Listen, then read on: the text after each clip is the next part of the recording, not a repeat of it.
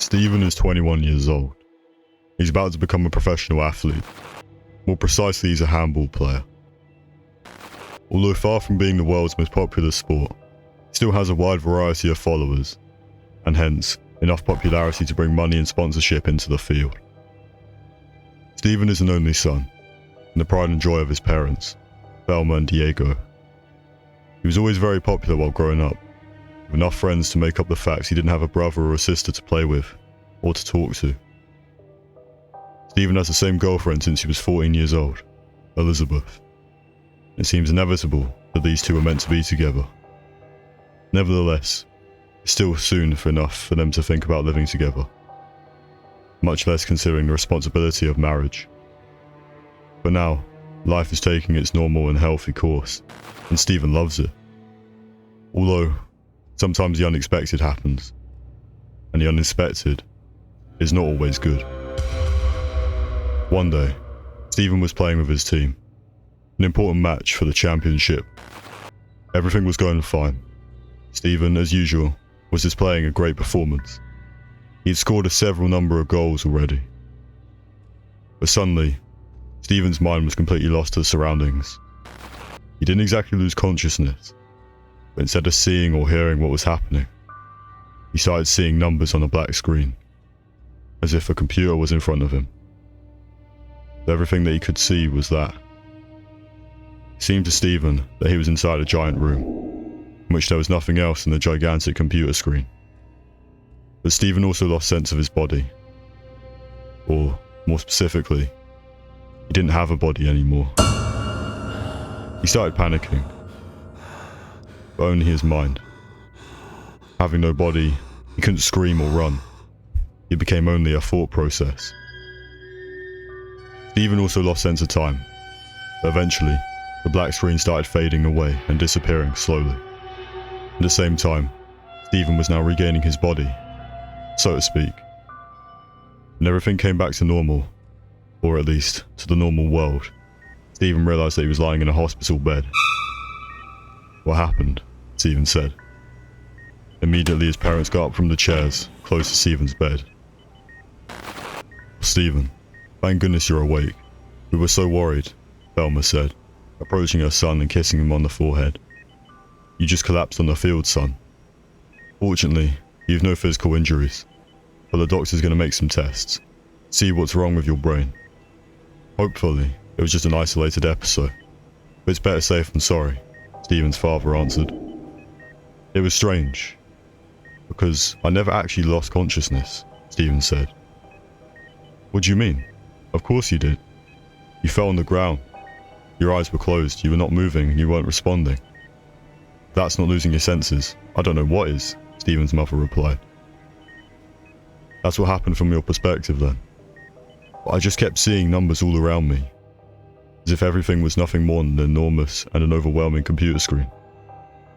And my body was gone, as if I became a ghost or something like that. Well, you know now that was probably a dream, while you were passed out. That's the least of our concerns. Oh, here's the doctor," Stephen's father said, as his son was taken to be submitted to a CT scan. A few days later, Stephen was allowed to return home. Eventually, the CT scan revealed that there was nothing wrong with Stephen's brain, which was a relief to everyone. After a month, Stephen didn't even think about that incident anymore. His life was back on track. Both his mind and body seemed to be doing great. But this wasn't to last. A second episode took place. This time, Stephen was making out with his girlfriend, and she simply started to defragment, as if she was made out of pixels. In fact, once again, aggressively, everything around Stephen was about to experience the same bizarre alteration. What is this now? Again?" Stephen shouted, just before his own body vanished into a number of particles. And also again, around Stephen, that same gigantic, omnipresent black screen became a reality. The numbers flowing all around the young man. Words and phrases were also appearing, very technical and almost of an abstract nature. Stephen simply waited for the episode to go away, as he did before, thinking to himself, I need to go to another hospital and find a new doctor. Obviously, a second opinion is mandatory. Giant screen, however, instead of disappearing, was now showing different images, and those images were showing different moments of Stephen's life, since he was a child, but until now. Things that he'd forgotten for a long time even. It's all very interesting, but I just want my head to go back to normal, Stephen thought to himself. What Stephen didn't know was that the giant screen was his normal existence. As time went by, Stephen, terrified, realised that the giant screen and its contents were not going away. Ever. Because Stephen as a human being never existed.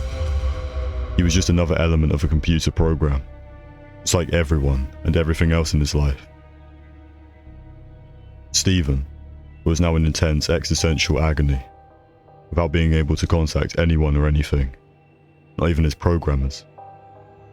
Unfortunately for Stephen, without the knowledge of the intelligence that created him, the fictitious young man had become self-aware. His emotional biology was as real as any normal living being, made of flesh and bone.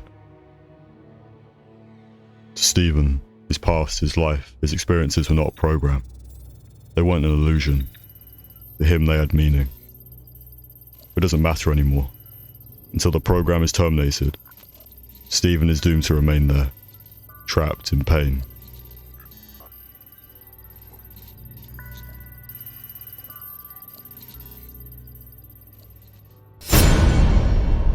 Subscribe today, or beware.